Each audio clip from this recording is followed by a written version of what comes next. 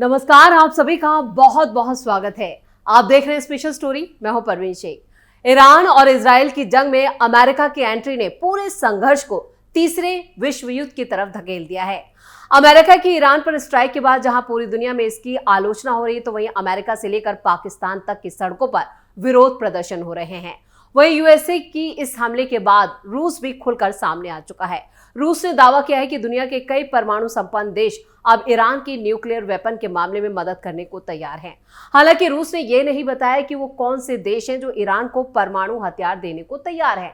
लेकिन रूस के इन दावों से निश्चित तौर पर अमेरिका और इजराइल की नींद जरूर उड़ गई है। इजराइल से सीधी जंग में ईरान पिछड़ता जा रहा है और उस बीच अगर रूस इस तरह के दावे कर रहा है तो इससे ईरान की और दिक्कतें बढ़ने वाली हैं। इजरायली हमलों में ईरान के परमाणु ठिकाने तबाह हो गए हैं, यहां तक कि उसके कई सैन्य कमांडर्स और न्यूक्लियर साइंटिस्ट की जान जा चुकी है। इसके अलावा जंग में अमेरिका की एंट्री से हालात और भी गंभीर है और ईरान जो है लगातार बर्बादी की तरफ बढ़ रहा है। अमेरिका ने ईरान के 3 प्रमुख न्यूक्लियर साइट्स फोर्डो, नताज और इस्फान पर बंकर बस्टर बम गिराकर उन्हें तबाह कर दिया है। इसके बावजूद कोई भी मुस्लिम देश खुलकर ईरान का समर्थन नहीं कर रहा। इजराइल और अमेरिका के हमलों के बाद पाकिस्तान, संयुक्त अरब अमीरात और तुर्की जैसे देशों ने ईरान पर हमले की आलोचना तो की है, लेकिन कोई भी देश उसके साथ खड़ा होने को तैयार नहीं है। यानी सिर्फ भरोसा मिल रहा है, मदद नहीं। मुस्लिम वर्ल्ड की तरफ से ईरान पर बमबारी की तीखी आलोचना की गई।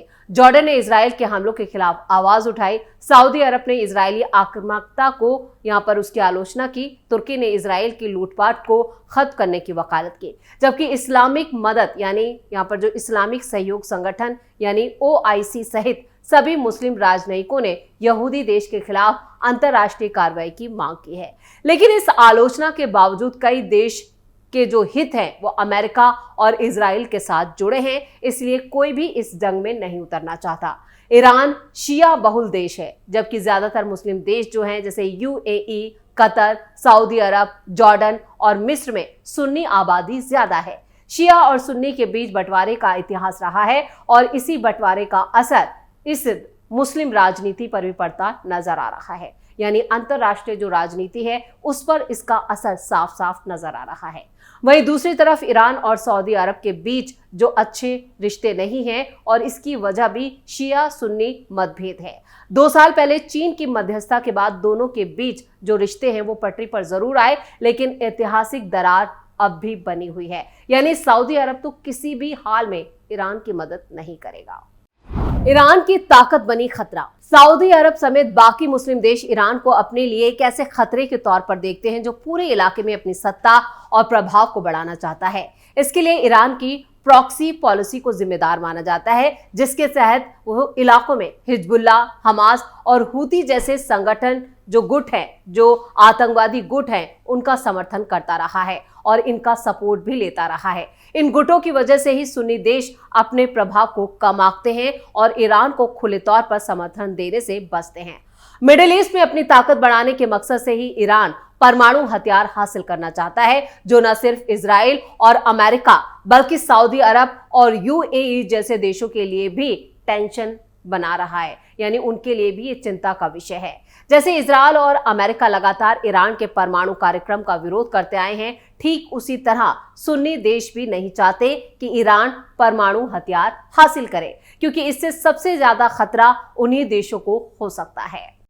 अमेरिका से दुश्मनी का डर। ईरान न सिर्फ परमाणु हथियार को लेकर महत्वाकांक्षी बल्कि उसकी बढ़ती सैन्य ताकत, हथियारों का जखीरा, मिसाइल और ड्रोन टेक्नोलॉजी पूरे मिडिल ईस्ट में उसे एक मजबूत खिलाड़ी बनाती है।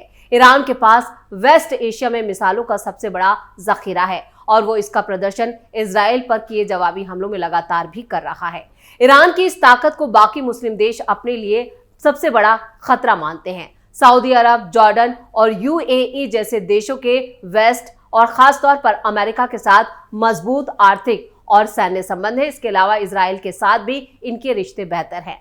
ऐसे में ईरान का खुलकर समर्थन करना इन देशों के लिए अमेरिका और इजराइल से दुश्मनी मोल लेने के बराबर है।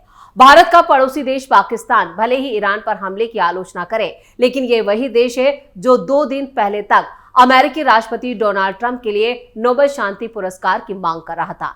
ऐसे में वो दोहरी नीति अपनाकर किसी से भी रिश्ते खराब नहीं करना चाहता।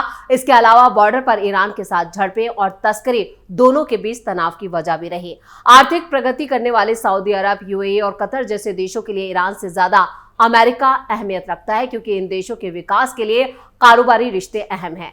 ऐसे में आतंकी गुटों के समर्थन देने के आरोपी ईरान जैसे देश का साथ क्षेत्रीय स्थिरता के लिए संकट की स्थिति पैदा कर सकता है। और इसके अलावा मुस्लिम वर्ल्ड के कई देश अपने घरेलू मुद्दों से जूझ रहे हैं, फिर चाहे वो पाकिस्तान हो या फिर ईरान या लेबनान।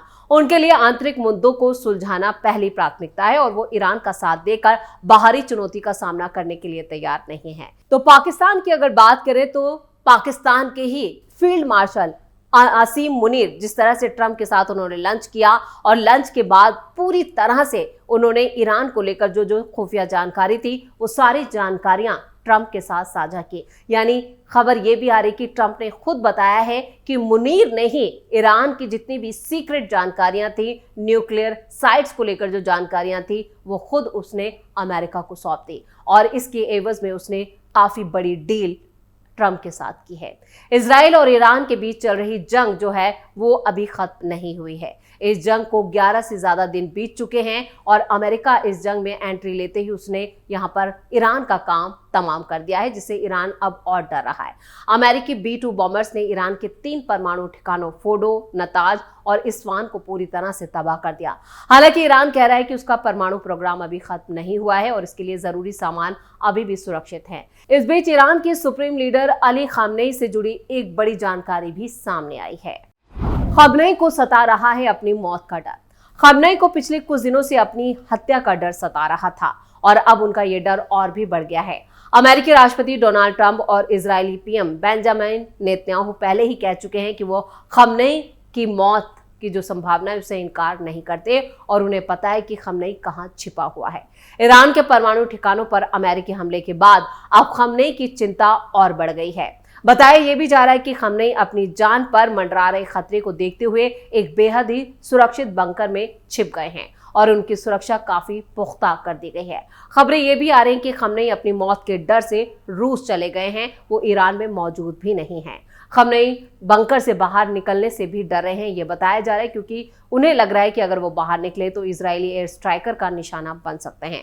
खामनेई का मानना है कि बंकर में छिपे रहने से उनके जिंदा रहने की संभावना ज्यादा है। लेकिन इधर खामनेई को लेकर रूस और चीन का जो बयान आया वो बता रहा है कि अगर खामनेई को खरोच भी आई तो हालात और ज्यादा चिंताजनक होंगे। एक तरफ अमेरिका की जंग में एंट्री, उधर रूस और चीन की धमकियां इस जंग में नए नए मोड़ ला रही है।